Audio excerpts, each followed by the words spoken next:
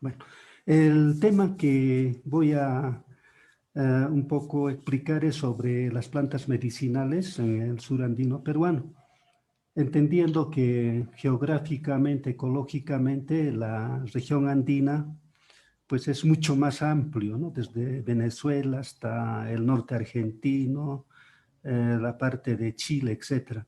Entonces, seguramente muchas de estas plantas, o sea, sí las conocemos, ¿no? En diferentes lugares de Sudamérica. Para empezar, siempre, ¿no? Con el respeto que tenemos los andinos, pedimos el permiso a nuestras plantas sagradas, a las plantas madres que rigen, que cuidan, que protegen la salud en nuestros pueblos, en nuestras comunidades de toda la región andina, ¿no? Para nosotros la coca sagrada, ¿no? Es una planta muy importante en nuestras culturas andinas.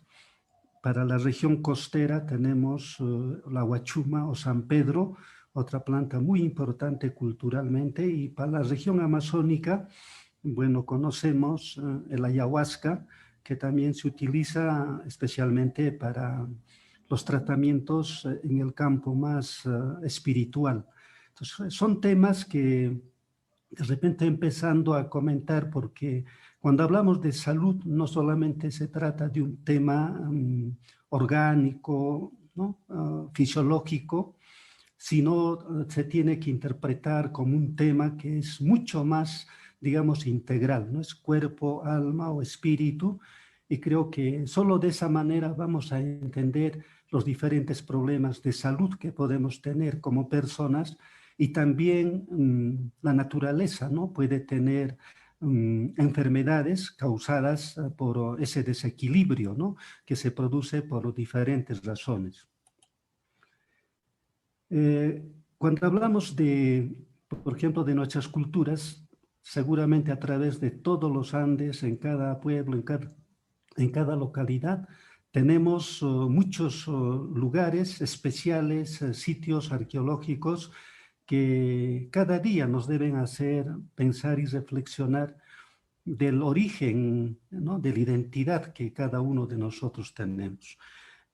Cusco, ¿no? Como muchos conocemos, es un lugar donde prácticamente existe a cada paso encontramos sitios históricos culturales muy importantes, como esta, ¿no? Que entre las muchas he elegido para esta conversación el conjunto arqueológico, por ejemplo, de Maucallacta, ¿no? Que significa pueblo antiguo, que posiblemente es uno de los primeros lugares donde se asentaron los incas antes de llegar al valle que actualmente, donde se encuentra la ciudad del Cusco. Cada sitio va a tener, pues, o sea, su propia flora, su propia fauna, su propia diversidad biológica, y esta es una de ellas, ¿no? Que también está casi en todos los Andes, el cantu, la cantuta, que es una planta muy importante culturalmente porque representa la conexión, la comunicación de los hombres o los runas en el mundo quechua con el mundo, digamos, de abajo, con el ucupacha, ¿ya? Y también vamos a tener plantas que tienen conexión con el mundo de arriba, con el Hanakpacha. Entonces acá viene una cosa interesante, ¿no? O sea, que las plantas en la cosmovisión andina, o sea, no solamente tienen un valor medicinal terapéutico, que es lo que más nos interesa en este momento, inclusive en la propia medicina alopática occidental, sino es mucho más amplio, mucho más integral. O sea, en este caso, esta flor tan bonita tiene esa función de comunicación, ¿no? Desde los antiguos peruanos, de los humanos con sus antepasados. Y cuando, por ejemplo, una persona fallece, ¿no? Y se le entierra, se le sepulta, todavía en algunas comunidades se observa que les colocan un manojo abundante de estas flores en el pecho. Entonces uno dice, pero seguramente al difunto le gustaría estas flores en vida, ¿no? Pero en la cosmovisión andina, o sea, se explica de que estas flores, en estas flores tan bonitas, tubulares, ¿no? Imaginariamente o simbólicamente se deposita el agua que necesita el espíritu para poder hacer ese recorrido del mundo, en este caso del Caipacha, hacia el Ucupacha, al mundo de los muertos. Entonces, miren, esa información generalmente ya muy poco se conoce, porque durante muchísimo tiempo, especialmente en Perú y en el Cusco, no se le ha dado el valor cultural. Más nos hemos interesado en la parte botánica, en la parte farmacológica, en la parte terapéutica, como mencionaba, pero se ha dejado de lado muchos aspectos, en este caso de la parte simbólica o de la función sagrada, de casi todas las plantas, ¿no? Tenemos plantas maestras, las plantas principales que mencioné, pero las plantas en general tienen casi todas, diría todas, tienen esa función múltiple para el hombre. Medicinalmente, estas flores en la región de Cusco se emplea en infusión para el tratamiento de la tos. Ahora tenemos variedades, ¿no? Tenemos ecotipos, hay ecotipos de flor amarilla, ¿no? Hay ecotipos de flor rosada, de flor blanca, de flores, digamos, combinadas, ¿no? De diferentes colores, y cada una de ellas, según el color, también tienen una función terapéutica. Por ejemplo, las de flor amarilla, ¿no? Que es abundante al igual que la roja, se utiliza en infusión para el tratamiento de la ictericia.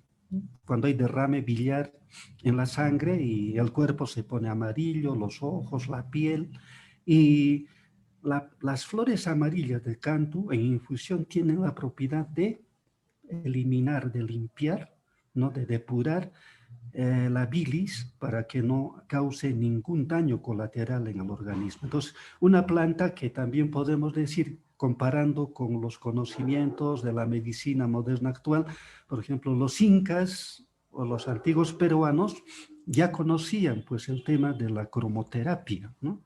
O sea, es la curación mediante los colores. Entonces, cuando hablamos de principios activos, a veces solamente nos interesa conocer qué componentes fitoquímicos tiene la planta, pero tampoco no hemos llegado todavía a esa dimensión de poder comprender con toda la ciencia y la tecnología que tenemos ahora, cómo los antiguos, ¿no? Peruanos o sudamericanos ya entendían, por ejemplo, que los colores también tenían una función curativa, una función de reequilibrio en el organismo. En los últimos años me parece muy interesante y creo que no hay que perder de vista el concepto de bioculturalidad. ¿Por qué menciono este tema? Porque no hace mucho tiempo el tema de las plantas medicinales que están dentro de los sistemas de medicina tradicional, puede ser andina, amazónica, costeña, simplemente no eran consideradas, ¿no? Desde el punto de vista de la salud pública. O sea, en los centros de, digamos, autorizados oficiales de la medicina alopática, o sea, hasta hoy día todavía hay restricciones, no se toca este tema, es como un tema muy secundario, hasta de manera despectiva, ¿no? Hay una posición de desprecio. Y esto se ha repetido no solamente a nivel de los centros de salud y los hospitales, sino también a nivel de los propios centros de formación como las universidades. Pero un acontecimiento, ¿no? Que nos ha tocado y nos sigue, digamos, afectando, que es la crisis sanitaria, especialmente en el Cusco, nos ha permitido ver la gran importancia que tiene, ¿no? Las plantas medicinales en la prevención y tratamiento del COVID-19, ¿no? Pero a pesar de eso, todavía seguimos manteniendo esa posición de recelo, ¿no? De decir, ¿no? Que las plantas medicinales pues no sirven o no tienen propiedades medicinales comprobadas según la medicina occidental, ¿no? O académica, y todavía mantenemos ese tipo, digamos, de discusiones, por ejemplo, en este momento, ¿no? Entonces, el concepto de bioculturalidad que, por ejemplo, se ha ido desarrollando en universidades europeas inicialmente y luego ya se va difundiendo a nivel, por ejemplo, de América Latina, es justamente todo lo que nuestros antepasados, o sea, ponían en práctica, ¿no? La riqueza biológica que tenemos en los Andes o en la Amazonía o en cualquier territorio de nuestros países es una diversidad de plantas, de animales, de insectos, etcétera, que siempre han tenido una convivencia de respeto y natural con el humano. Eso ha cambiado totalmente con la cosmovisión occidental, donde la naturaleza se ve solamente como un reservorio de recursos donde hay que extraer lo más que podamos para hacer dinero. Ese es el enfoque equivocado que nos está llevando pues, a las crisis que en este momento, por ejemplo, está viviendo todo el mundo, ¿no? La crisis climática y como consecuencias la crisis alimentaria, la crisis de salud, etcétera. Entonces, este concepto de bioculturalidad me parece muy interesante porque nos hace entender culturalmente que los recursos biológicos que nos da la madre naturaleza, la Pachamama, o sea, están íntimamente ligados a las culturas donde se han desarrollado a través de tiempos bastante largos. No estamos hablando de 100 o 200 años como la medicina moderna. Estamos hablando tal vez de 10.000 o más años de experiencia, de aprendizaje. Entonces, nos ponemos a pensar cuál es el valor que tendría estos conocimientos, por ejemplo, en prevenir y curar enfermedades en este momento, en cada comunidad, en cada distrito, en cada provincia.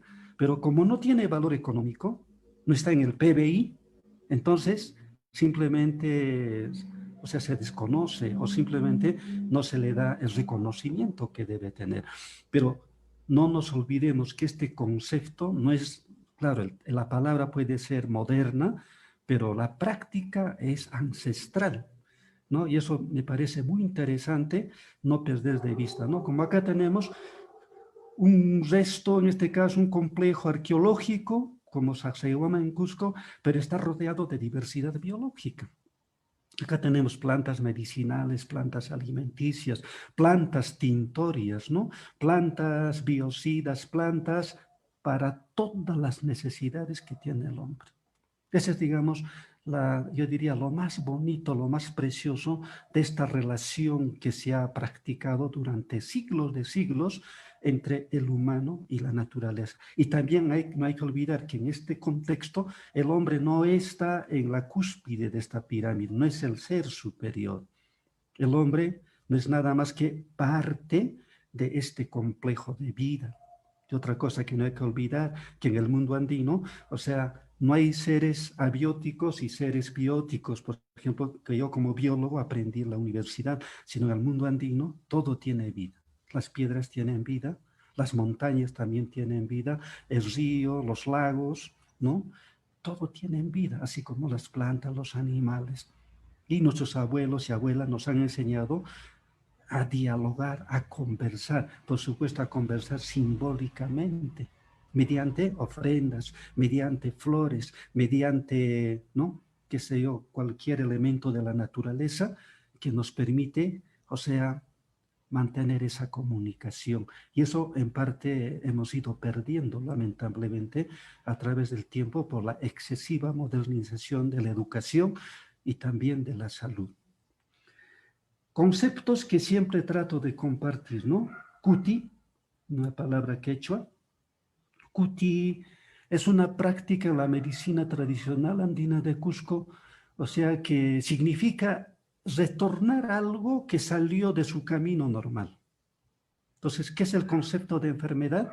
Bajo este término, que nosotros en la vida seguimos un camino determinado, y si yo por alguna razón pierdo ese sendero, me voy por otro lado, me extravío, es enfermedad. Entonces, el concepto de Kuti es hacer regresar, ¿sí?, el cuerpo o hacer regresar el espíritu de la persona que por alguna razón está enferma y vuelva al camino normal. Ese es el famoso Kuti. Y esa práctica, por ejemplo, la tienen las mamás, las abuelas, los papás en las comunidades, en nuestros pueblos. Cuando un niño se cae, ¿qué es lo que esperamos? El niño se va a asustar, tiene susto, el mancharisca, una impresión, o se puede asustar por otra razón. Entonces, ¿qué hace la mamá que está mayormente con los niños? ¿No? Por ejemplo, recoge al niño con mucho cuidado y cariño y le dice en la cabecita, ¿no? Cuti, cuti, cuti, cuti, cuti, cuti, ¿no? Retorna, retorna, retorna. Ojo, la medicina ahí no es la planta, no es una pastilla. En ese momento la medicina es el poder de la palabra, el poder de la voz de la mamá. O sea, miren, es un sistema de medicina, yo diría, profundo, muy profundo. Y hasta hoy día, felizmente digo, todavía esas prácticas las mantenemos. ¿Gracias a quién? Gracias a los mayores, gracias a las personas que en muchos casos ya son hasta despreciados porque ya son ancianos o ancianas y supuestamente en este mundo moderno, entre comillas, pues ya no tienen valor. Y esas son las consecuencias que estamos sufriendo, también las crisis políticas que tenemos, ¿no? Entonces, el concepto de bioculturalidad nos trae a recordar estos términos que siempre han existido. El otro concepto, el Watunacui. El Watunacui en quechua, que puede ser más o menos traducido al español como visitas de encariñamiento. En el mundo andino, cuando uno va de visita a otra comunidad, a otra región, esa visita no es, bueno, de placer. No voy a ir al campo, a la comunidad a caminar, ¿no? Sino tiene un significado cultural profundo. Los viajes, las visitas entre familias, entre comunidades, era para especialmente intercambiar semillas, semillas de plantas alimenticias, de plantas medicinales, de plantas tintorias, de tal manera que la semilla, por lo menos 1 o 2 veces durante el año, tenía un camino, un recorrido simbólico de comunidad en comunidad, de región en región. Y cuando una persona recibía de cariño ese regalo, esa semilla de un visitante, también por reciprocidad, con cariño, ellos también le daban, le obsequiaban sus semillas, sus variedades que ellos tenían. Entonces, la semilla estaba en permanente circulación, intercambio. Solo así podemos entender que en los Andes hemos tenido la mayor diversificación, por ejemplo, de papa. 3.500 variedades.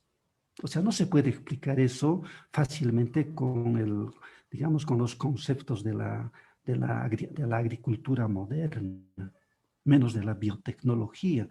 O sea, nuestros antepasados tenían un concepto de respeto único y ese concepto de compartir, del aini, la reciprocidad.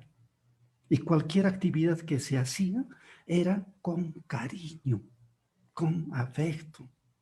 Y son cosas que aparentemente no podrían tener una importancia, ¿no?, en la vida moderna, pero a la luz de lo que estamos pasando, yo creo que sí, en este momento tenemos que retomar este tipo de enseñanzas. El otro concepto que siempre también trato de compartir es el ISCA-IH. ISCA-I2 y H, saberes o conocimiento. ¿Por qué? Porque, por ejemplo, acá en la región de Cusco, por lo menos tenemos, o sea, por formación yo tengo un conocimiento occidental, pero también por tradición tengo conocimiento de mis antepasados. Entonces, tengo la ventaja de tener la convergencia de 2 saberes, de 2 conocimientos que en este momento, en el mundo moderno, o sea, son necesarios. Bajo este punto de vista no podemos decir que la medicina occidental no tiene valor. Tampoco, mucho menos podemos decir que las medicinas tradicionales no tienen valor. En la práctica, la población es más inteligente que los decisores políticos y cada día nosotros ponemos en práctica, según nuestras necesidades. En un momento yo puedo utilizar las medicinas tradicionales y en otro momento puedo recurrir a un centro hospitalario. Depende de lo que yo necesito. Pero políticamente, o sea, solamente se reconoce un modelo de medicina, ¿no? Y se invisibiliza a las otras medicinas. Ese es el tema de discusión que tenemos durante mucho tiempo en el Cusco cuando hablamos, por ejemplo, de salud intercultural, ¿no? Todavía no estamos llegando a una interculturalidad plena en el tema de la salud, o en el tema de la alimentación, o en el tema de la educación. Son retos que nos falta superar, ¿no? Entonces, las conferencias o los conversatorios siempre lo comparto bajo este concepto, ¿no? O sea, el conocimiento occidental y el conocimiento tradicional, porque los dos no tienen ningún antagonismo, no tienen ningún conflicto. Los que los conflictuamos muchas veces somos los propios humanos por no tener esa amplitud de diálogo intercultural. En el Cusco tenemos los mercados de plantas medicinales. Esta es una muestra de lo que estoy comentando, que a través de más de 10.000 años, estos conocimientos, estas prácticas siguen vigentes. Y seguramente todo esto vamos a ver en Quito, ¿no? En Perú, en Huancayo, en Cajamarca, vamos a Bolivia, Argentina. Esto se repite. ¿Eso qué significa? Que somos parte de una misma cultura, o sea, de repente no de una sola cultura, perdón. Somos el proceso de una interculturalidad, ¿no? De muchos pueblos, de muchas culturas que a través del tiempo se han desarrollado en diferentes regiones de los Andes. Entonces, Cusco tiene sus particularidades, por ejemplo, Puno también. Si voy a Bolivia también, pero ¿cuál es el tema de fondo? Que mantenemos, por ejemplo, esta tradición de utilizar las plantas medicinales de acuerdo al piso ecológico, de acuerdo a la región o al hábitat a la cual pertenecemos.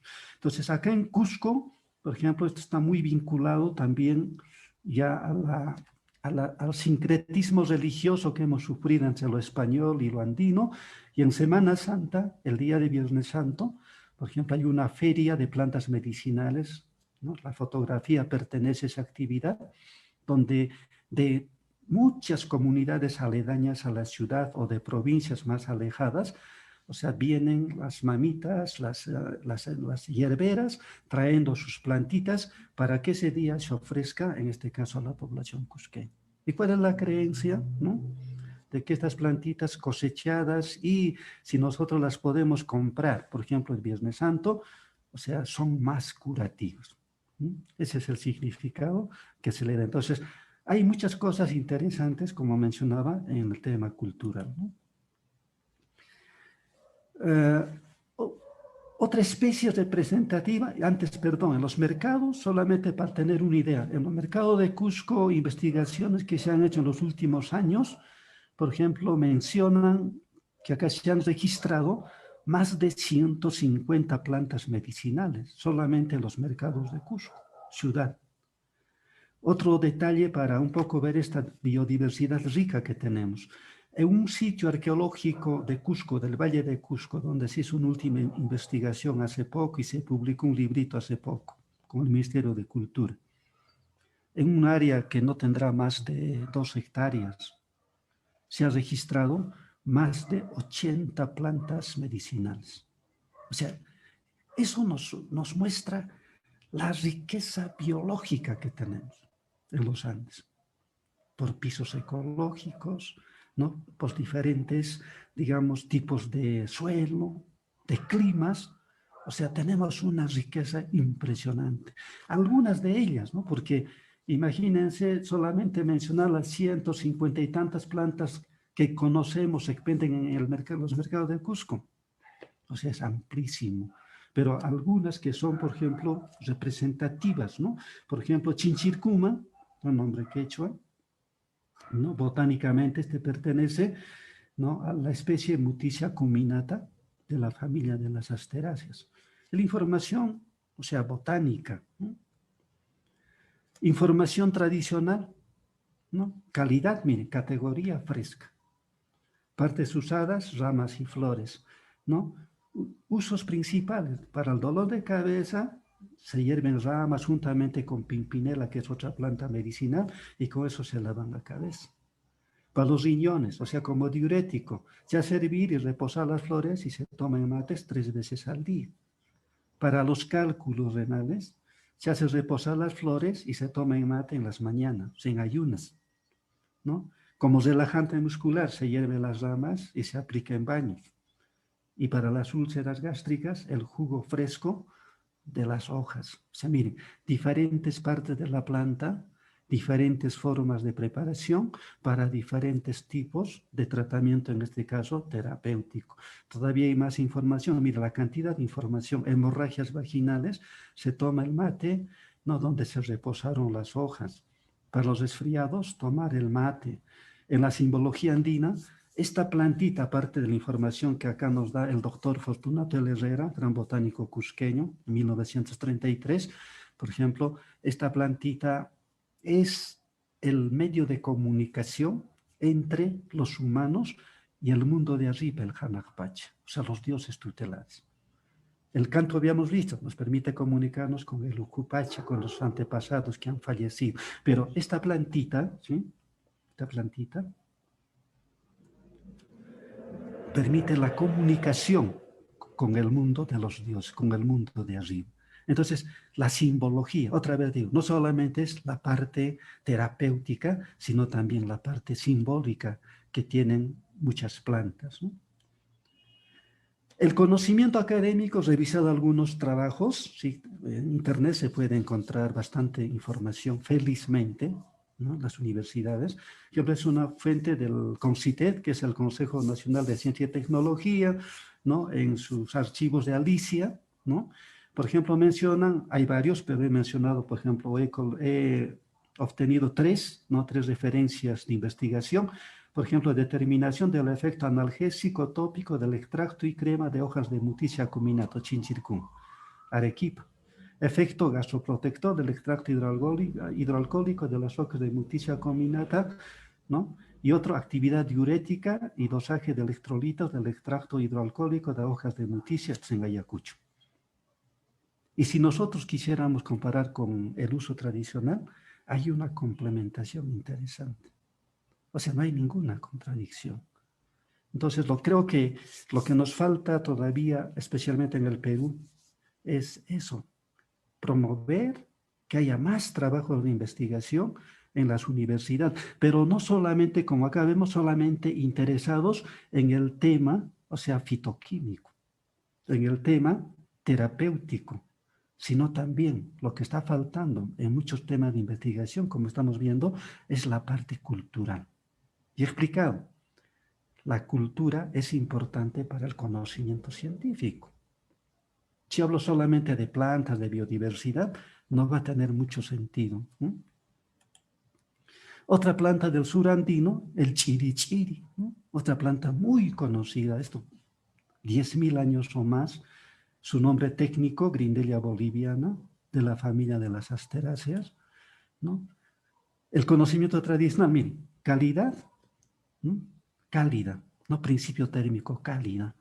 Forma de aplicación en emplastos, frotaciones, baños, o sea, para dolores musculares, desinflamante para dolores musculares, incluso traumatismos, golpes, caídas, esguinces, una planta analgésica y una planta desinflamante. Impresionante, ¿no? Y se menciona que en el antiguo Tahuantinsuyo, que es un territorio inmenso, era utilizado por los chasquis, por los viajeros, para el tratamiento del cansancio muscular o cualquier accidente, ¿no?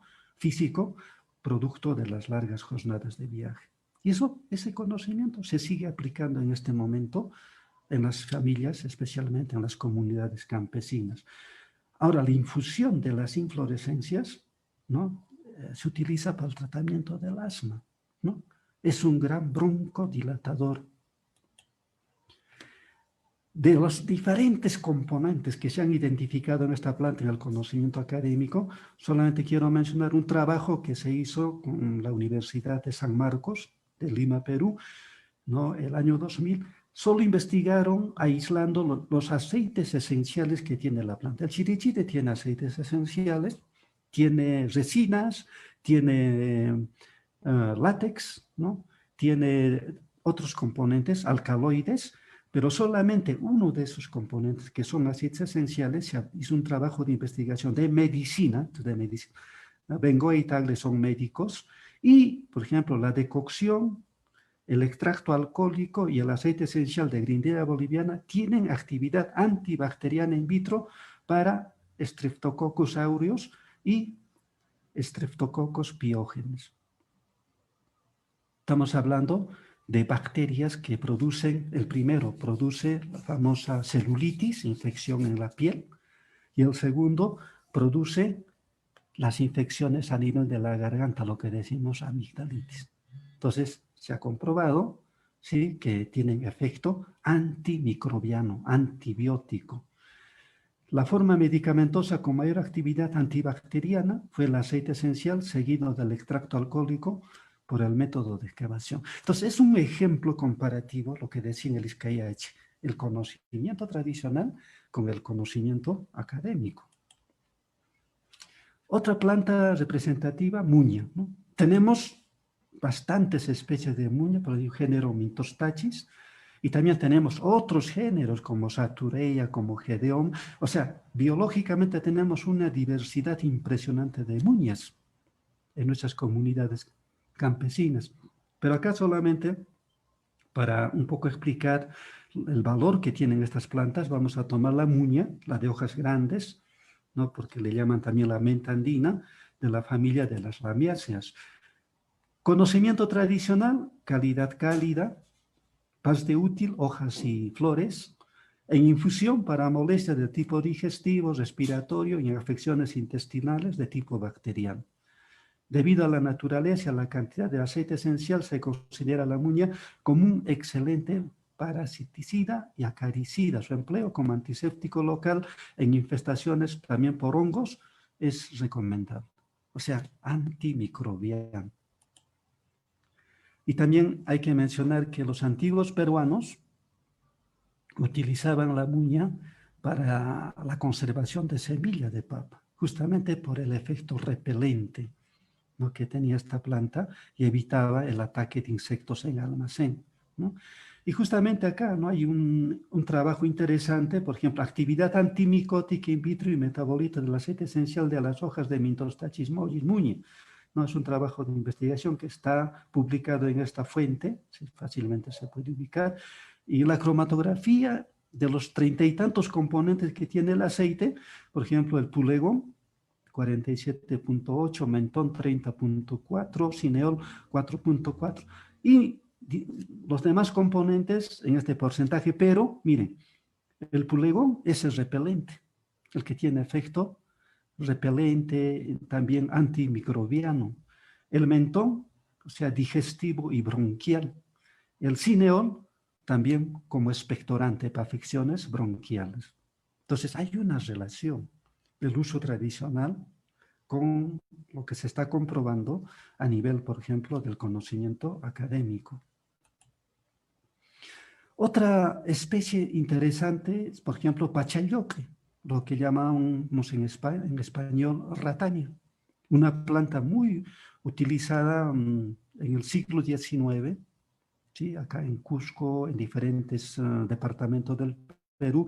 Inclusive esta plantita se exportaba a Estados Unidos ya en esos años, está reportado en los trabajos de Fortunato Luciano Herrera, y era exactamente como hemostático.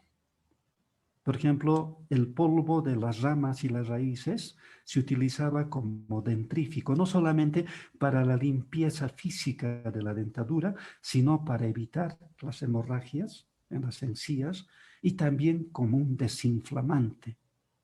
Entonces, una planta muy interesante que, bueno, desde que apareció los productos comerciales, ¿no?, las cremas dentales, prácticamente se dejó de usar, ¿no? Calidad fresca, parte útil, tallos y raíces. Para los riñones, el tallo se hierve y el mate se toma como refresco. Hemorragias vaginales, el tallo se hace hervir y se toma el mate al momento. Vías urinarias, tomar el mate 3 veces al día. Como astringente, el cocimiento de la raíz se toma. Inflamaciones, se hierve la raíz y se toma como refresco. Para las aftas o gingivitis, se hierve la raíz y se realiza enjuagatorios. Para la disentería, se hierve la corteza y raíz para ser tomados en mate 4 veces al día. El conocimiento académico. Hay muchos trabajos que vamos a encontrar, ¿sí?, por ejemplo, en Concitet y en otras fuentes. Por ejemplo, influencia de la pasta dental de rataña, ¿no?, por ejemplo, en el pH saliva. pasta dental de Crameria, la base rataña para el tratamiento natural de la gingivitis. Si leemos esto, está coincidiendo con los efectos del conocimiento tradicional que tiene la planta. Y si revisamos cada uno de estos trabajos de investigación o tesis, vamos a encontrar en los antecedentes que el primer referente para hacer un trabajo de investigación es el conocimiento tradicional. Los investigadores que aquí han desarrollado estos y muchos más trabajos no lo han hecho, o sea, como descubriendo la pólvora, sino ese conocimiento ya existe, ¿no? Y es interesante que cuando uno voltea la mirada de lo académico a lo tradicional, puede encontrar trabajos de investigación y productos muy aplicables para la población, por ejemplo, en la odontología. Entonces, ahí está una de las partes más importantes que no hay que perder de vista cuando hablamos de la riqueza cultural. No es solamente de gente que vive en la antigüedad, de los recuerdos de nuestros antepasados incas, otras culturas, sino en este momento sigue vigente esas prácticas y esos beneficios. Otra planta interesante, por ejemplo, yauli, muy representativa acá en la región andina, en el sur andino, cuyas flores, ¿no?, se utilizan para la tos, o sea, antitusivo. Las florcitas tan bonitas, ¿no?, se reposan en agua hervida, reposado, no hervido, y aquí es importante, como he estado mencionando en las anteriores diapositivas, las plantas medicinales se pueden utilizar todas de manera integral, tallos, hojas, flores, raíces, pero hay plantas donde solamente se utiliza un órgano, por ejemplo, en este caso las flores. En otros pueden ser solamente hojas, en otros pueden ser ramas, o sea, tallos herbáceos más hojas, y en otros pueden ser raíces, en otras semillas o frutos. Entonces hay todo un conocimiento en la fitoterapia andina, por ejemplo, de cada planta, qué parte se utiliza, qué forma se prepara y cuánto se debe tomar y por cuánto tiempo. O sea, existe todo un conocimiento, como decía, de fitoterapia andina. Y las partes delicadas de la planta, llamemos flores, hojas o tallos herbáceos, en general, para cualquier aplicación, si es que se van a tomar, si es de uso interno, solamente se deben reposar, o sea, en infusión. No debemos hervir. Es una recomendación que debemos aplicar los que yo sé que casi todos, ¿no?, en casa tomamos una infusión, un matecito. Entonces, muchas veces una planta va a ser beneficiosa si sabemos preparar correctamente. Si yo hirviera esta planta, voy a prácticamente eliminar las propiedades benéficas y por el hervido van a aflorar al agua, ¿no?, metabolitos sumamente inflamantes, tóxicos. Entonces a veces nos preguntan, muchas personas nos dicen, ¿sabe usted que he tomado tal planta y me he hecho daño? Para mí no sirven las plantas medicinales, se pierde la fe. Pero si estamos un poco explicando, no se trata de la planta, sino puede ser en este caso la forma de preparación que es importante. También va a tener mucho que ver, por ejemplo, los recipientes en los cuales se preparan, ¿no? En la casa a veces por el tema económico tenemos recipientes de aluminio, metálicos, van a cambiar la propiedad de la planta medicinal. Entonces muchas dicen, ¿pero qué puedo utilizar? Pues por ejemplo, recipientes aporcelanados que no permitan contacto de la planta, del agua con la planta con metales, porque los metales oxidan en contacto con el agua, más la calor, mucho más. Entonces va a haber un intercambio de sustancias tóxicas y el mate no va a ser solamente de los principios curativos de la planta, sino se va a adicionar de yapita, ¿no?, los óxidos, los metales tóxicos que tiene el recipiente. Entonces también, o sea, los recipientes tienen mucha importancia en la calidad curativa de la planta. Entonces muchas veces decimos, ¿pero en qué preparo? Por ejemplo, si necesito un recipiente más recomendable, acero inoxidable, pero No todos de repente podemos tener recipientes de acero inoxidable. Entonces recurrimos a lo que tenemos culturalmente, ¿no? Por ejemplo, a las ollitas de barro, decimos las jarritas de barro, de arcilla.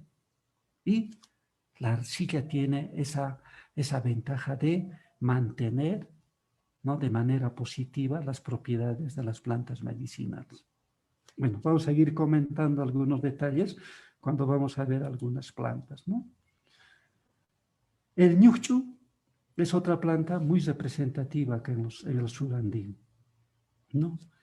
Salvia oppositiflora, ¿no?, de la familia de las lamiáceas, ¿no? Estas flores, también parte útil flores, calidad cálida. Y esta plantita también, las flores en infusión, o sea, reposado, se utiliza para el tratamiento de la tos. Entonces, aquí hay otro detalle interesante. Si nosotros tratamos de hacer una zonificación, por ejemplo, de las poblaciones de biodiversidad, en este caso de plantas medicinales, y las poblaciones humanas versus las enfermedades más frecuentes que afectan según el clima, según la altitud, vamos a ver que en cada piso ecológico encontramos plantas que afectan a los humanos o a los animales por el clima, o sea, que es característico de cada zona. En zonas cálidas tendrán sus plantas para sus afecciones específicas. En zonas de valles interandinos igual. Y en las zonas altoandinas donde prevalece el frío, las heladas y las enfermedades más frecuentes van a ser, por ejemplo, de origen respiratorio, tenemos las plantas, decíamos, ad hoc, que justamente sirven para ese tipo de afección. Y que es interesante también un poco repasar los datos epidemiológicos que tenemos, por ejemplo, a nivel del Ministerio de Salud. Vamos a ver que en la DIRESA, pues en las DIRESAs, las Direcciones Regionales de Salud, vamos a ver que estadísticamente las afecciones más frecuentes, ¿no?, según orden, según prevalencia, por ejemplo, las respiratorias. Luego vienen digestivas y luego sucesivamente. Pero si tenemos en ese conocimiento tradicional, por ejemplo, plantas que previenen y también curan afecciones respiratorias, ¿no sería más recomendable que en los servicios de salud también se podría recomendar estas plantitas? ¿No sería más recomendable que en los programas de atención primaria de salud, cuando se trabaja en provincias, en zonas de periferia, que el personal de salud, especialmente las profesionales de enfermería, y por qué no decir también los de medicina, puedan tener este conocimiento y también recomendar cuando es pertinente el uso de una planta medicinal? Acá yo hago una reflexión. ¿Cuánto se ahorraría el sistema de salud oficial solamente recomendando adecuadamente el uso de plantas medicinales? Es un tema que también siempre dejo en reflexión. Las plantas medicinales, o sea, siempre han ayudado a recuperar y a prevenir los problemas de salud de la población. No de ahora, sino como dije al principio, tal vez más de 10.000 años atrás. Entonces, y repito, tenemos que volver a reflexionar sobre este tema. Nuestras políticas de salud deben tomar en cuenta de manera equitativa, como ahora se expresa, ¿no?, con pertinencia cultural, todos los servicios que se dan a la población. Este es un pequeño ejemplo. Con plantas para afecciones bronquiales tenemos pues una lista bastante grande. Plantas digestivas igual, para cada caso. Hace poco tuve el grato honor de estar en una sustentación de tesis de nuestra Universidad Nacional San Antonio Abad del Cusco, donde ya una señorita que ahora es licenciada en enfermería sustentó su tesis justamente en plantas medicinales para afecciones digestivas en una comunidad campesina del Valle Sagrado de los Incas. Un trabajo formidable, un registro increíble. Entonces yo creo que estamos viendo el valor permanente que tienen estos conocimientos en este momento no nos queremos proyectar al pasado, sino en el presente y para el futuro. Esto me olvidaba de la parte simbólica, ¿no? Que no hay que dejar de lado. Estas flores, por los antiguos peruanos, era considerada la planta que se utilizaba para hacer los rituales, las ofrendas al dios de la destrucción en el mundo andino. Entonces, cuando había, por ejemplo, ¿no?, cataclismos, terremotos o cualquier problema de tipo, por ejemplo, geológico, los antiguos peruanos realizaban estos rituales. ¿Y cuál era la flor principal para ese dios que, según ellos, era el que generaba estos problemas, por ejemplo, como los terremotos? Justamente la flor de ñucho. Y esto se mantiene ahora en nuestra cultura, y de hecho, el sincretismo religioso que tenemos, por ejemplo, en Cusco, en Semana Santa, tenemos la procesión del Lunes Santo, donde sale en procesión nuestro Taitacha de los temblores, el Jesucristo Moreno. ¿Y cuál es la flor que seguimos utilizando? Son las flores de ñucho, tanto para adornar su corona, su anda, para hacer las alfombras, para hacer los diferentes adornos religiosos ese día del Lunes Santo, es la flor de ñucho. Entonces, cuando en españoles, es típico, ¿no?, la yuxtaposición, o sea, ven una práctica de la religión andina y lo sustituyen por una práctica religiosa cristiana. Pero en el fondo, miren, en el centro de esa práctica ancestral está una flor, esta florcita que se llama ñuchu, que actualmente existe en todos los cerros y laderas de los valles interandinos y se sigue utilizando con fines medicinales. En los Andes la adaptación de las plantas es impresionante. Acá vemos una planta que le gusta, ¿no?, entre comillas, crecer entre rocas.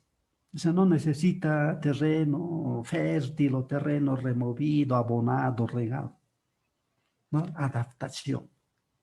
Y esto es interesante, porque en biología tenemos un concepto que se llama coevolución.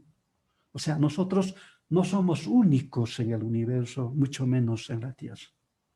Nosotros interdependemos, o sea, nosotros somos parte de un engranaje complejo de millones y millones de organismos, tanto vivos como no vivos, ¿no? Aunque en el mundo andino todo tiene vida, como al principio mencioné. Entonces, esa interrelación armónica entre todos es lo que nos da las características que cada uno de nosotros tenemos. Por ejemplo, la muliaca, o la embezquia volcánica de la familia de las poligonáceas, una planta andina, ¿sí?, muy utilizada en nuestra medicina tradicional, o sea, ha coevolucionado, se ha adaptado, tiene un hábitat pedregoso. Yo podría cultivar esta planta, por ejemplo, en cualquier otro terreno, lo puedo mejorar, se puede, botánicamente o agronómicamente. La planta va a crecer, claro, con mejores condiciones de suelo, de abonamiento orgánico, de riego. La planta hasta puede, de ser planta postradita, hasta puede convertirse en una planta erguida. Entonces me queda, uy, mira, el manejo agronómico me está dando una posibilidad de mayor rendimiento de materia prima, por lo tanto, mayor producción. Pero lo que a veces no entendemos es que el hecho de que siempre está adaptado a crecer entre rocas, le da las propiedades curativas que tiene la planta. O sea, es interacción. La planta no crece en el aire. La planta no crece en un sitio aislado. Hay una interacción de microorganismos, de suelo, de piedras, de microclimas.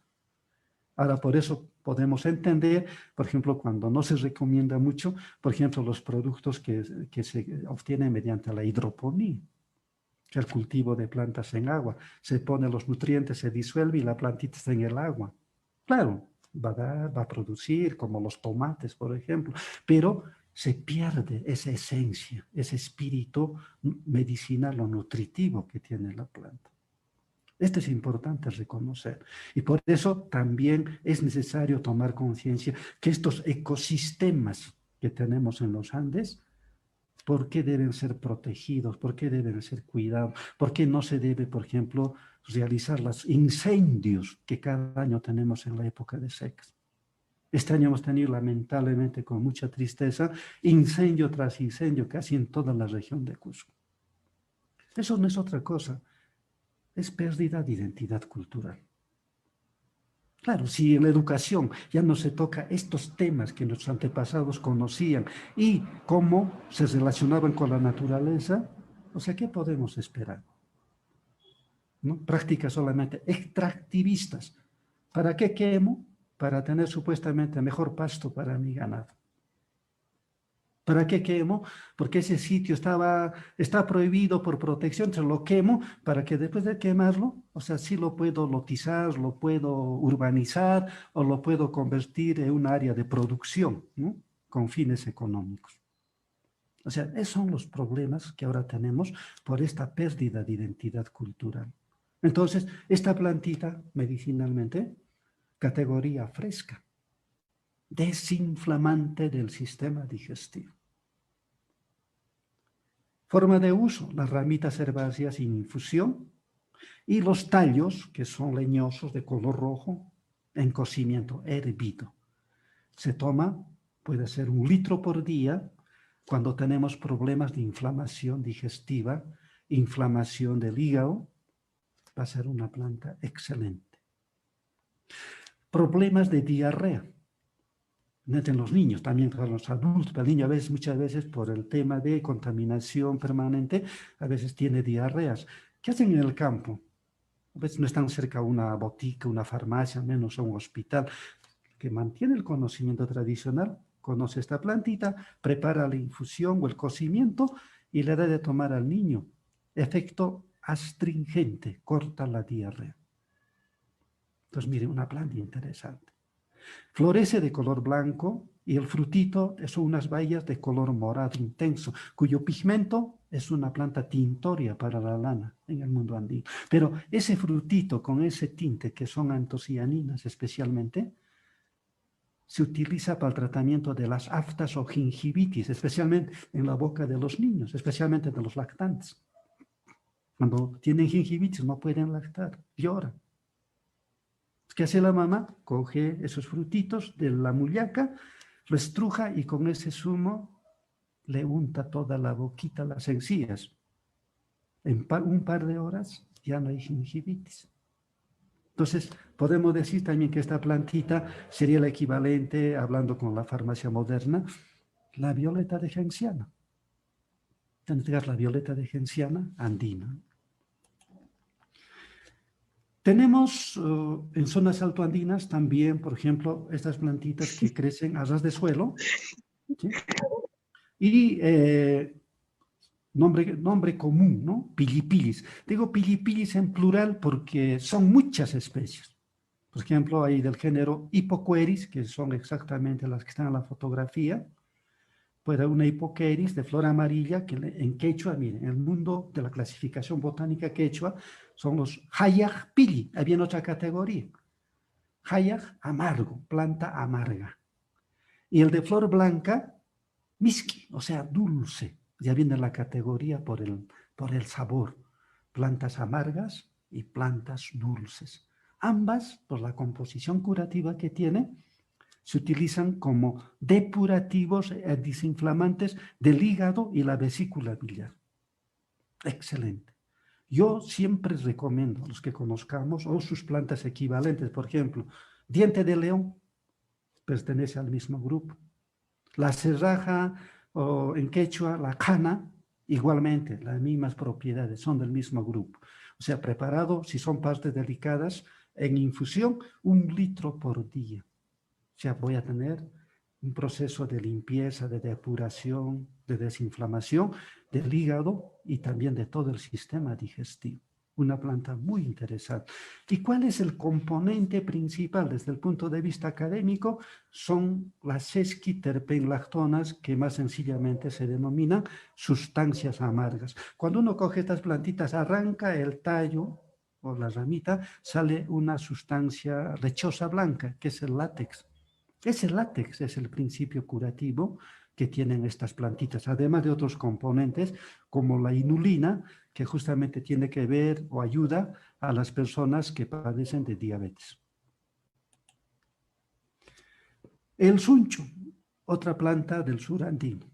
Tenemos dos especies de suncho, género Vigueria, familia de las asteráceas, de flores muy preciosas, familia del girasol, ¿no?, que es conocida en todo el mundo. Pero esta plantita, que también está siendo olvidada, está en la categoría de los alimentos olvidados, que en el antiguo Perú era parte de la dieta alimentaria de todos los humanos. Si revisamos la alimentación del antiguo Perú, en el Tahuantinsuyo, vamos a encontrar reportes que la dieta alimentaria de las familias durante el año estaba constituido por más de 600 plantas diferentes, ¿no? Partes comestibles podían ser raíces, tubérculos, tallos, flores, semillas, etc. Más de 600. Esto es otro tema que nos debe, digamos, hacer reflexionar. Si nuestra alimentación es deficiente, nuestro organismo va a ser sensible no a una, a muchas enfermedades, no solo de tipo fisiológico, sino de tipo emocional. Entonces, cuando hablamos de salud, no solamente una planta tiene función medicinal, sino muchas plantas tienen varias funciones, como estamos mencionando, ¿no? Ya que es interesante, siempre este tema tocamos a nivel de universidad, cuando decimos que los griegos, los padres de la medicina moderna, ¿no?, en sus primeros años, mencionaban hace más de 2000 años, decían, ¿no?, que tu alimento sea tu medicina y que tu medicina sea tu alimento. Exactamente, por ejemplo, esta plantita tiene función medicinal y a la vez también tiene función nutritiva. Como función medicinal, estas ramitas en infusión como desinflamante de los riñones. Muy interesante. Y como alimenticio, cuando las semillas, o sea, que tienen los aquenios, ¿sí?, cuando maduran, es muy similar al girasol, solo más pequeñitos. Esto se cosecha, ¿no?, se limpia, se selecciona, y en el antiguo Perú, ¿no?, era obligatorio que la harina de estas semillas era el primer alimento papilla de los niños que dejaban ya la etapa de lactancia. Se acordamos a la etapa de la ablactancia. Y eran papillas suavecitas para que su sistema digestivo se vaya acostumbrando a digerir alimentos semisólidos. ¿Cuál era la harina principal? Era suncho, no era quinoa, no era kiwicha, pero es un alimento olvidado. Entonces, cuando hablamos de alimentos andinos, claro, en las últimas décadas se ha difundido bastante quinoa, kiwicha, cañihua, el tarwi, la papa, el maíz, etc. Pero ¿dónde están los demás 600 plantas alimenticias que nuestros antepasados consumían? Esa es otra tarea.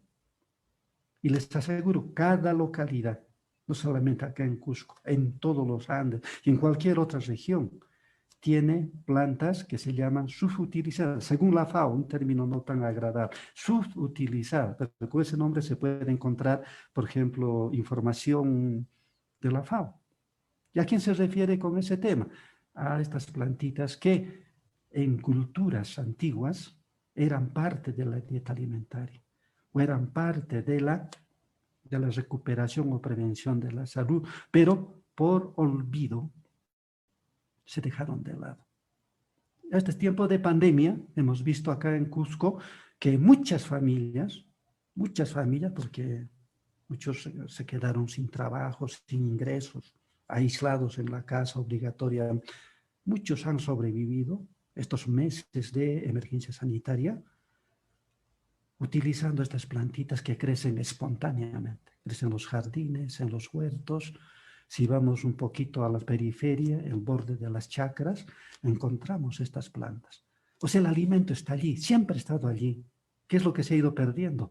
El conocimiento. Y creo que esto nos permite recomendar que en cada localidad debemos hacer este trabajo. No es complejo, es sencillo. Identificar con la población local, porque ellos conocen qué plantas consumen en su dieta diaria, qué hojitas, qué semillas, qué raíces.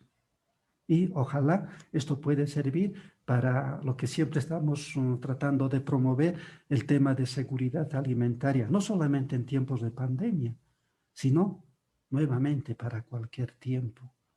Personas bien alimentadas, y eso es importante, que el componente o el valor nutritivo de estas semillas está relacionado con el desarrollo cerebral. Entonces podemos decir de repente por qué nuestros antepasados eran más fuertes físicamente, pero también eran más fuertes intelectualmente, con mucha sabiduría, y también eran de gran corazón.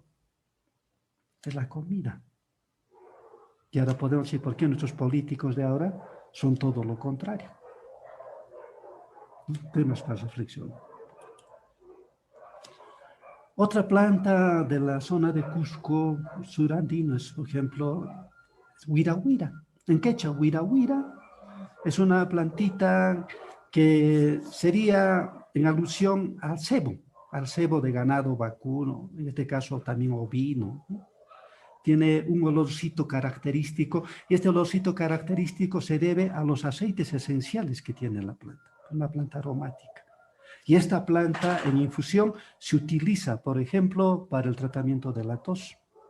Muy utilizado este momento para afecciones bronquiales, como antimicrobiano y como expectorante. Eso también, ahora no, por falta de tiempo, que es mucha la información, pero sobre esta planta que es achirocline, género achirocline, puede ser achirocline alata, porque hay otras especies también, de la familia de las compuestas o asteráceas. Hay trabajos de investigación, está en los repositorios, por ejemplo, algunos que he visto en la Universidad de Cusco, ¿no? También las universidades de Lima, de otros lugares del país, seguramente también otros países vecinos. Debe existir trabajos de investigación sobre estas especies, ¿no? Otra planta tradicional, ¿no? Nombre quechua, roque, ¿no? Planta espinosa, permanentemente verde durante todo el año, llueva o no llueva, es su característica. Y en el mundo andino también se utilizaba como leña, y así verde tiene un poder de generar fuego, de calor impresionante. Es como si tuviera un combustible incorporado. Entonces era muy utilizado para coccionar los alimentos en épocas anteriores. Pero el gran problema es que ese conocimiento a veces se aplica ya no completa, sino de manera parcial. ¿En qué sentido? Si esta planta tiene un valor, por ejemplo, como leña, que es necesario para el humano, porque antes no había gas, no había energía eléctrica, era leña, pero hemos perdido ese concepto de reponer lo que sacamos de la naturaleza. O sea, no devolvemos nada, solamente extraemos. ¿Y cuál es el resultado? Que este recurso biológico cada vez es más escaso y en muchos lugares desaparece. O sea, no es que nuestros antepasados no utilizaban, es más, ese conocimiento ellos nos los han transmitido, pero lo hemos entendido de manera incompleta. Entonces, la sostenibilidad que tanto hablamos en términos de ecología, ellos lo ponían en práctica. Ellos sacaban una planta de manera cuidadosa, no lo exterminaban, lo podaban, solamente lo que necesitaban. Entonces, ese tema también me parece un tema de reflexión. Y eso, ¿a qué viene al caso? De que cuando yo digo, me gustan las plantas, voy a comprar plantas, pero yo no sé de dónde lo están trayendo, en qué condiciones lo están extrayendo. Y de seguro una planta tiene mayor demanda, ese es un poco, como decimos, es un arma de doble filo. Puedo promover, sin darme cuenta, que la planta sea exterminada. Entonces, pues decían, las investigaciones no solamente nos debe preocupar el tema terapéutica, sus componentes, sino lo que he dicho de antes, cómo se podría cultivar naturalmente, cómo se puede propagar, reponer estas plantas. O sea, es un tema, si vemos a nivel académico, multidisciplinario. También es otro tema, un poco de problema tenemos en este campo, porque pensamos que el biólogo es el único que puede hablar de estos temas. O no, no, no, dice, no, el químico farmacéutico es el único que puede tocar estos temas. O si es un médico de enfermería, igual. O sea, seguimos con ese pensamiento occidental de fragmentación. Pero este trabajo necesita de todos. Trabajos de investigación multidisciplinarios. Y a ese nivel no hemos llegado todavía. Si bien se está revalorando muchas plantas a nivel de investigación académica, pero como estamos viendo, todavía son muy parciales. Esta planta terapéuticamente, dolor de cabeza. Y el dolor de cabeza puede tener diferentes razones, pero en el mundo andino, ellos tienen sus formas de diagnóstico, sin necesidad una ecografía, un laboratorio, un análisis de sangre. Ellos saben, el Hampeg, si el curandero o la curandera, saben diagnosticar. Si tengo un dolor de cabeza, me va a decir exactamente qué origen tiene ese problema y me va a dar el tratamiento específico. Si es un dolor de cabeza, por ejemplo, ¿no? Si por mal viento decimos de síndromes, enfermedades culturales, el guairasca. Yo al hospital, doctor, estoy con guairasca. ¿Será el guairasca? Para el doctor no entiende. Es el otro tema en la medicina moderna. O sea, solamente se aprende, se estudia, se maneja, o sea, todo lo que son enfermedades, o sea, desde el enfoque occidental. Pero cuando ya hablan o encuentran problemas de tipo, por ejemplo, de síndromes culturales, no van a ayudar. Es que la gente sabe, se da cuenta que es preferible recurrir al curandero, a la persona que sabe en la propia comunidad. Entonces, si es un dolor de cabeza insoportable, por ejemplo, por mal viento, Sobairasca, dice, se coge las ramitas tiernas, se reposa en agua hervida, se entibia el agua y con eso se proceden a lavar la cabeza. Y se acabó el dolor de cabeza. Señor Justo, Sí, en 2 Guadalupe, minutos ya más se acabó el tiempo. para redondear, por favor. Ya falta poquito, ya. Entonces, ¿Sí? en el tema, y el otro tema, mal de susto, el mancharisca que de antes hablaba del cuti. Después del tratamiento que da la mamá con estas palabras interesantes, entra los baños con esta plantita.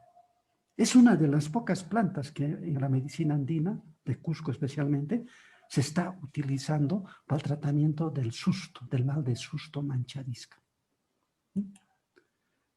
Bueno, creo que este es uno del final. Cuando hay plantas sagradas, hay plantas, ¿no es cierto?, de nivel superior, como la coca, la guachuma, y hay otras plantas del siguiente nivel, como los tabacos silvestres, ¿no? Es justamente en Maucallacta, ¿no? Una nicotiana es un tabaco silvestre que se utiliza tanto para afecciones, por ejemplo, musculares, dolores musculares, articulares, en baños, no se toma porque tiene alcaloides, y también mediante frotaciones. Y en forma de saumerio seco para el tratamiento de enfermedades de tipo, por ejemplo, espiritual o psicológico.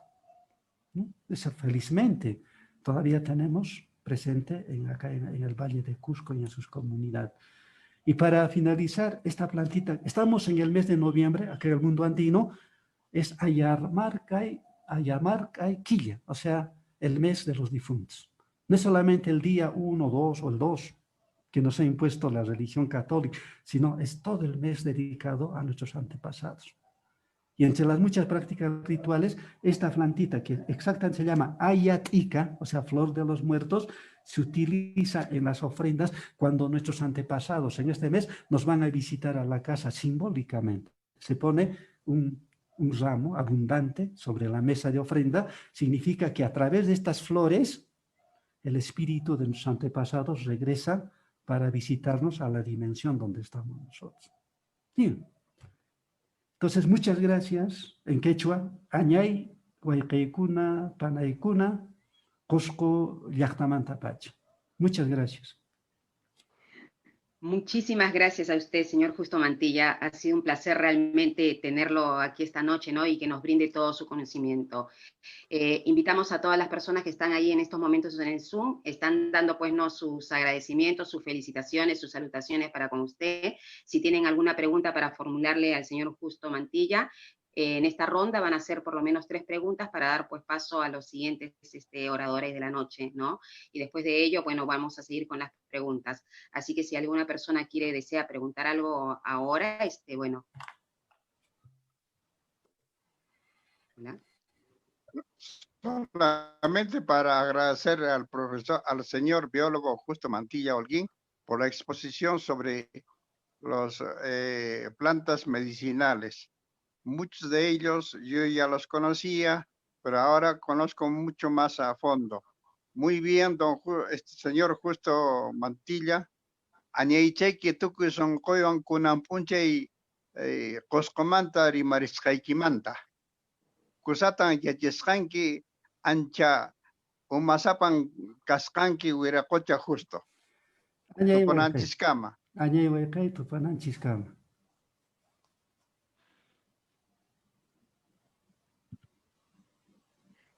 Bueno, acá le voy a leer, a ver.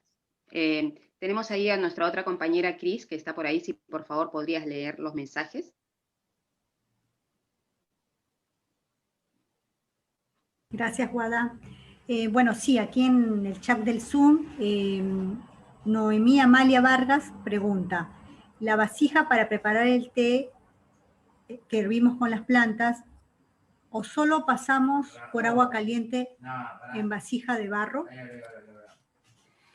No, se debe hervir en la misma vasija, en recipiente. Por lo tanto, estas vasijas tienen que ser aptos para que esté una fuente de calor. Por ejemplo, acá en Cusco todavía muchas familias tenemos las ollitas de barro, de piedra que decimos, para cocinar nuestros alimentos cada día, o especialmente para preparar los matecitos, ¿no? Es mucho más recomendable.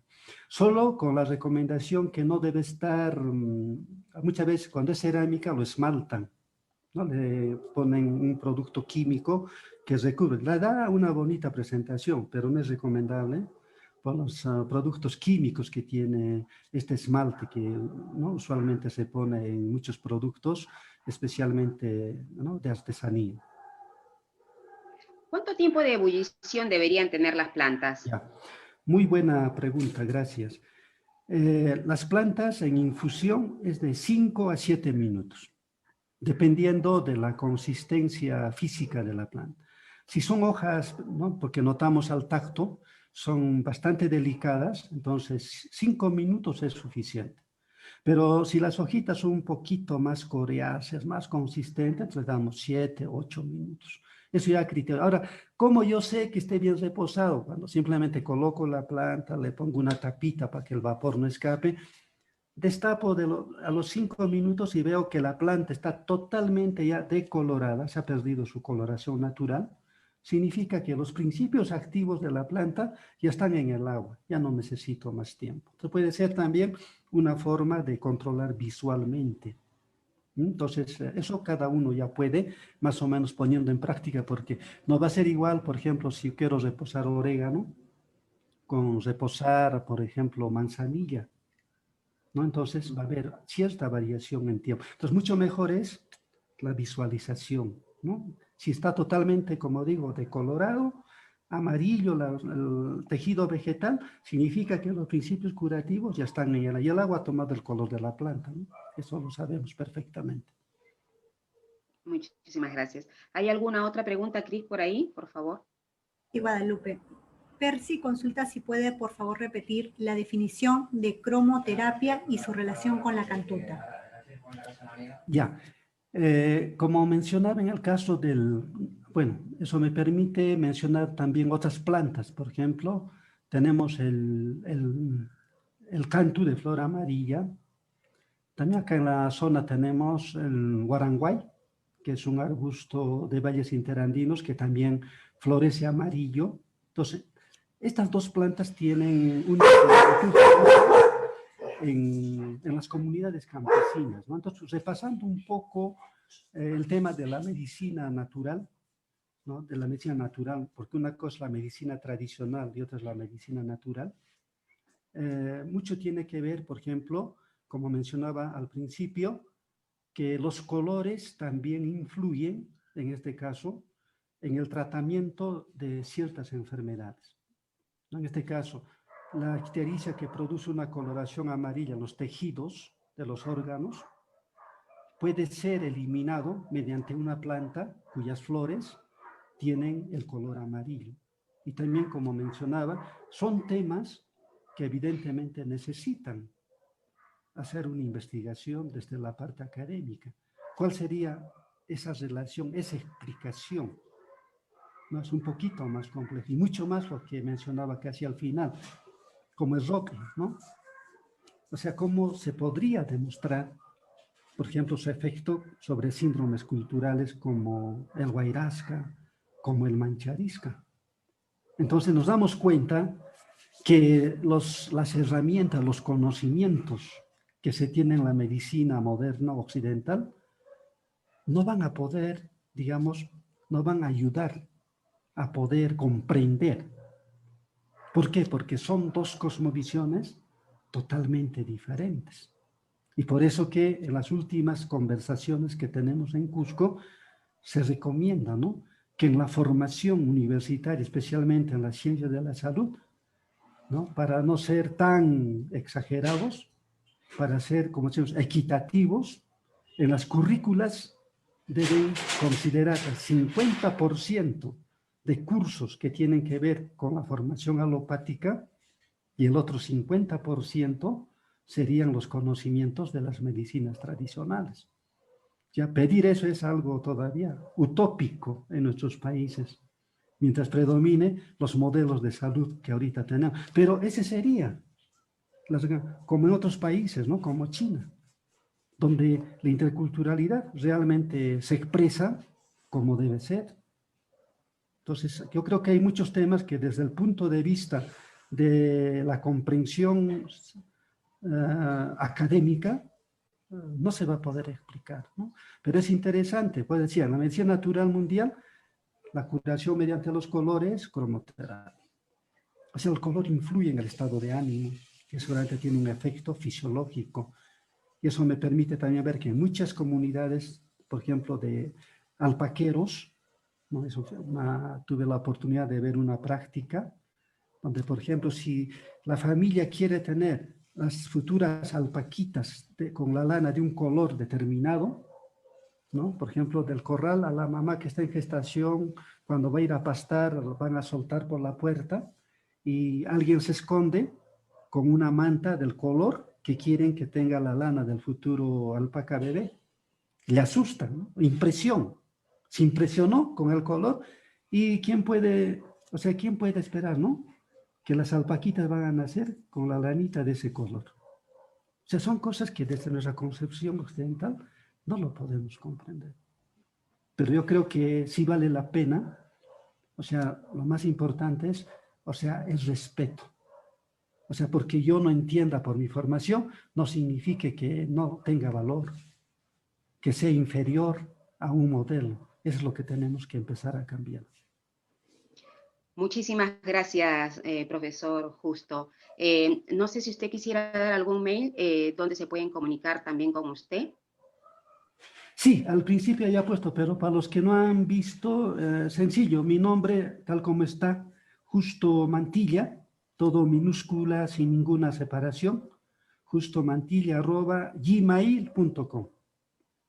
¿Ya? Y también siempre invitamos para compartir, siempre es importante el Watunaco y el compartir, no solamente como los antepasados el compartir semillas, sino también ahora hay que compartir experiencias, hay que compartir información. Felizmente ahora tenemos la ventaja de la tecnología de tener ya escrito lo que no tenían los antepasados, que era netamente oral.